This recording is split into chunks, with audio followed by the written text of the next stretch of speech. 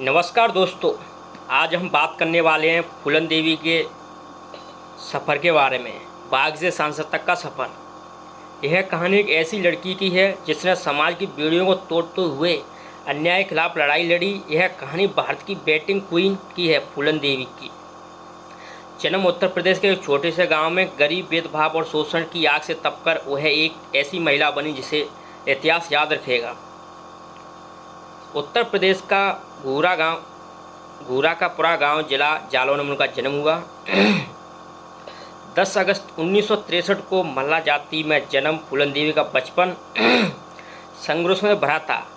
पिता देवी सिंह दीनदयाल एक साधारण किसान थे और जमीन का छोटा सा टुकड़ा ही उनकी संपत्ति थी। पिता और उनके चाचा के बीच में जमीन का झगड़ा चल रहा था।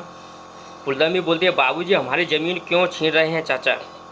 उन्हें पिताजी बोलते, बिटिया यह ज़मीन हम सबकी है, पर दुनिया जात पात देखती है, हक नहीं। उनकी 13 साल की उम्र में ही फूलन देवी की शादी 30 साल के पुत्तीलाल से करा दी जाती है। शादी एक ऐसी शुरुआत थी जिसे फूलन देवी के जीवन को हमेशा के लिए बदल दिया। फूलन देवी बोलती है, क्या औरत का जीवन यूं ही करता है? क्या हमें बस ऐसे ही सहना होता है? पति की ज्यादतियों से तंग आकर फूलन देवी घर लौट आई, पर गांव वालों ने उसे बदल चल कहकर तस्कर किया। एक दिन गांव के ठाकुरों के लड़कों ने फूलन देवी को प्रताड़ित किया। यह क्षण उनके जीवन की सबसे काली रात थी और यही एक बागी का जन्म रूप ले लेती है। भागते भागते फूलन देवी का सामना डकैत विक्रम मल्ला से, वहीं विक्रम जिसने फूलन देवी का को नया अर्थ दिया। तू बदनाम है पर बेगुनाह भी। चल मैं तेरे साथ हूँ, तुझे मेरी ताकत दिखानी है। फूलन देवी बोलती है, अगर चलूँगी तो मैं अपने तरीके से जीऊँगी, अन्याय का जवाब बंदूक से दूँगी। विक्रम की नेतृत्व में फूलन देवी ने कई हत्यारों को सबक सिखाया, लेकिन ठाकुर शेख सिंह और उसके साथियों ने विक्रम को मार दिया और फूलन देवी को बंदी बनाकर बर्बरता की सारी हदें पार कर दी। 14 फरवरी 1981 को फूलन देवी ने अपने अपमान का बदला लिया। 22 ठाकुरों की हत्या ने पूरे देश को झकोर दिया। फूलन अब अपराधी नहीं, प्रतीक बन चुकी थी, दबी कुचली औरतों की आवाज़।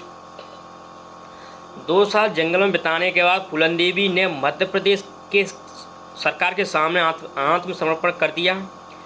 भीड़ के सामने उन्हें हत्या डाले, लेकिन उनका आत्मविश्वास अडिग था।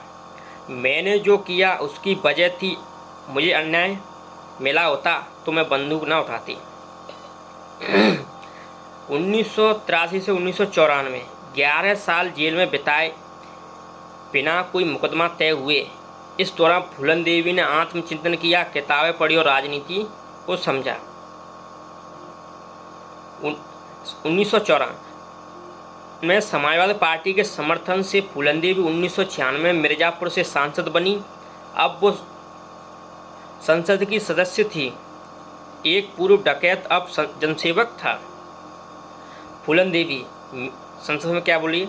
मेरी लड़ाई अब संसद में गरीब औरतों और शोषितों के हक के लिए है। 25 जुलाई 2001 को दिल्ली में उनके सरकारी आवास के बाहर उन पर गोलियां बरसाई गईं।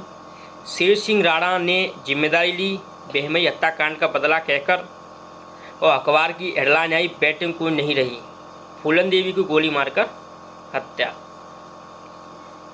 फूलन देवी एक नाम नहीं, एक विचार थी। पितृसत्ता, जातिवाद और अन्याय के खिलाफ एक औरत की सबसे मुखर आवाज़। हम फूलन देवी से डरते नहीं, उनसे प्रेरणा लेते हैं। उन्होंने हमें बताया कि चुप रहना पाप है। और फूलन देवी चली गई, बस पीछे छोड़ गई एक सवाल, जब न्याय नहीं मिला तब क्या होता है? फूलन देवी की कहानी हमें झकोरती है कि अन्याय के खिलाफ उठने वाली हर आवाज़ बागी नहीं, शायद नायक होती है। तो थैंक यू, धन्यवाद दोस्तों।